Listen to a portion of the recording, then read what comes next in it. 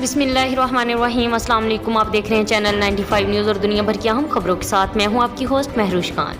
आज की अहम खबर से आपको आगाह करते हैं। वज़ीर आला पंजाब उस्मान बुज़दार ने कहा है कि बाज़ अपोजिशन जमातों ने गैर जमहूरी रवैये का मुज़ाहिरा किया।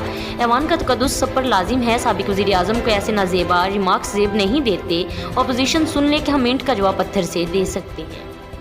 अदालत ने जहांगीर तरीन और अली तरीन की अबूरी ज़मानत में 3 मई तक तौसीक कर दी है, जिसके बाद मीडिया से गुफ्तगू करते हुए जहांगीर तरीन ने कहा कि इस्लामाबाद से कुछ लोगों ने वज़ीर आज़म से मेरी मुलाकात की यकीन दहानी कराई है।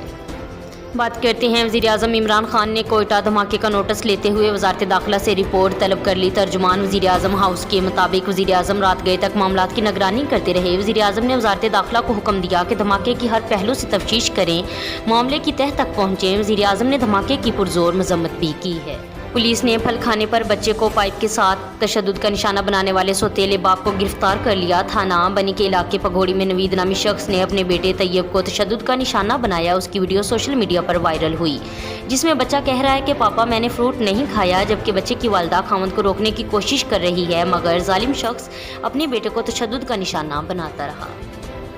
अब कुछ खबरें दुनिया भर से। नई दिल्ली इंडिया से ताल्लुक़ रखने वाले मारूफ आलिम दीन मौलाना वहीदुद्दीन खान अलालत की बाइस इंतकाल कर गए हैं। सऊदी अरब एयरलाइंस ने कहा है कि 17 मई से बैनुल-अक़वामी परवाज़ें दोबारा शुरू करने का फैसला 20 ममालिक पर लागू नहीं होता। कोरोना के सबब सऊदी अरब ने 3 फरवरी से सफरी पाबंदियाँ आयद की थी। वाज़ेह रहे कि पाबंदी का सामना करने वाले ममालिक में पाकिस्तान और भारत भी शामिल हैं। बागियों से झड़पों के दौरान मारे गए अफ्रीकी मुल्क चाड के सदर अदरीस डेबी की नमाज जनाजा कल अदा की जाएगी। चाड के सदर अदरीस डेबी की नमाज जनाजा में फ्रांस के सदर भी शिरकत करेंगे। सदर अदरीस के इंतकाल से चाड का सियासी मुस्तकबिल गैर वाज़ेह हो गया है। वाज़ेह रहे कि चाड की फौज का कहना है कि सदर अदरीस डेबी साहली काउंटी में बागियों से फ्रंट लाइन पर लड़ते हुए हलाक हुए। अमरीकी कमीशन बराए आलमी मजहबी आज़ादी की सालाना रिपोर्ट में आज़ादी मजहब की मुंजिम खिलाफ वर्जियों पर भारत को खुसूसी तहफ़्फ़ुज़ात वाले ममालिक की फहरिस्त में डालने का मुतालबा किया गया है। कमीशन ने कहा कि भारत के साथ हर 2 तरफा प्लेटफॉर्म पर मजहबी आज़ादी की खिलाफ वर्जियों का मामला उठाया जाएगा।